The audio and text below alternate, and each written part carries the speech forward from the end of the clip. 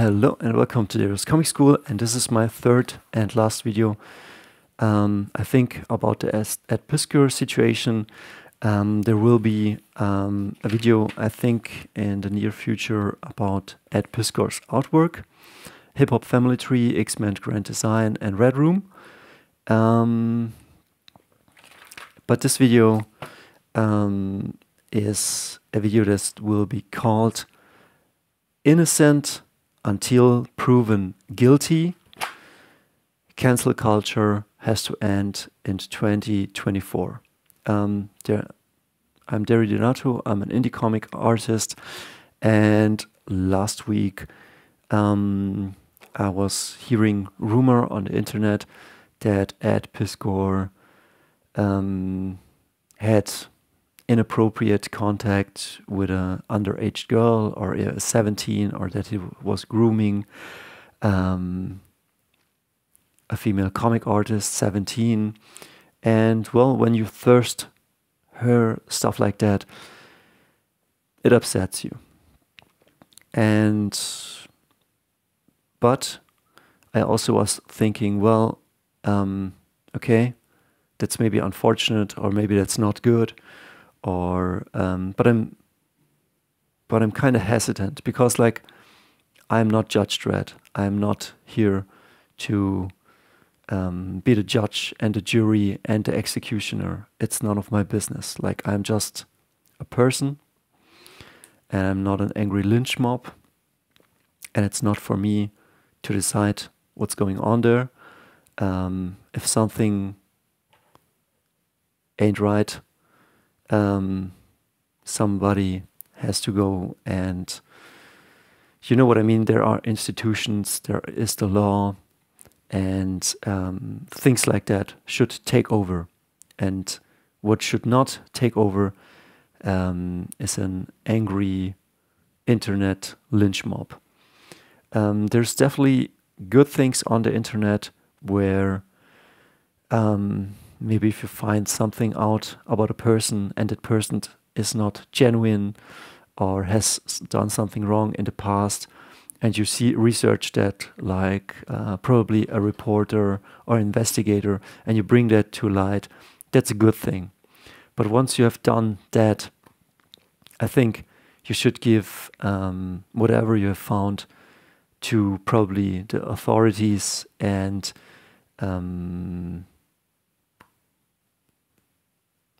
I don't know, or maybe it's hard. But what should not happen, and that is for sure, what should not happen, is that a person that is not guilty until proven, I mean innocent until proven guilty, should not be persecuted or not be silenced or unpersoned or whatever that is. Because there are many other stories. There's also this story about this professor. He was on the Joe Rogan show, and it was about something racial and day of absence, where black people can take a day of absence, and then they switched it to white people should take a day of absence. And this professor said, no, I don't want to partake in that. And then he showed up to his to the school, and a lot of students, young students, showed up and called him a racist. And the news joined in, and pressure was building up. And this professor hadn't done anything. And after the whole show was over, he was dismissed from the school. Like, I don't know what time frame we're talking, maybe a month or something like this. And yeah, he was kind of fired. He was asked to leave the school for the sake of keeping what did they want to keep?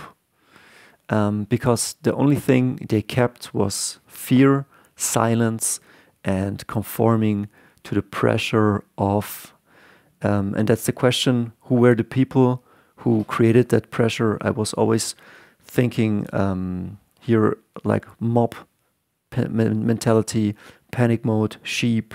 I was also thinking about Mao's youth revolution. There was like this leader in China, he was called Mao, and I think he did a bunch of terrible things, and he caused a huge famine, and so the whole Communist Party retired him, but then he waited a couple of years and he started to indoctrinate the youth with stuff. I mean, this is just, I don't know if I have it all right, but that's what I recall. And he started to indoctrinate the youth, and he used this youth to pretty much start a revolution which killed the people that took him out of power because he was a stupid dictator, and then I guess he was reinstated again as a dictator. And this is what I'm thinking. I'm thinking people that are uninformed and probably they themselves traumatized and probably oppressed in some way and very powerless, and they don't have the power, and they feel the call to action to to be an activist and to destroy other people's lives just on presumptions which may be real or maybe not real, but it's not the right way to do things. It is all about power, it is about traumatized narcissistic people, and it has nothing to do with justice. If there's a crime, I think there would be a persecution by the law, and then probably a justifiable punishment. If you agree with that system, that's another thing, but it is not the job of an internet mob to take a man's or woman's reputation, or to judge and to destroy careers, to destroy lives. And we need to stop with this, and it has gone, I guess, too far for a very, very long time. But I think 2024 can be the year that cancel culture comes to an end, and that we remember what it did, and that we grow up, and that we now take a stand actively against it, and that we see somebody misbehaving, or let's say if something happens, like Ed Piskor is accused of grooming a 17-year-old comic artist. Make a pause right there, like think about it, but don't act right away, and don't act with a mob mentality. Always remember, innocent until proven guilty. If something has done something, go through the law or through the actual instances there are, and let's try to find always the truth, and let's not just take the easy way out, like with this, I think was a Canadian professor that got his career and reputation destroyed. And let's not cave in from the peer pressure. Let's have some real backbone, and let's not go an inch further than this. Let's take a stand. And I don't know how this looks, but it's just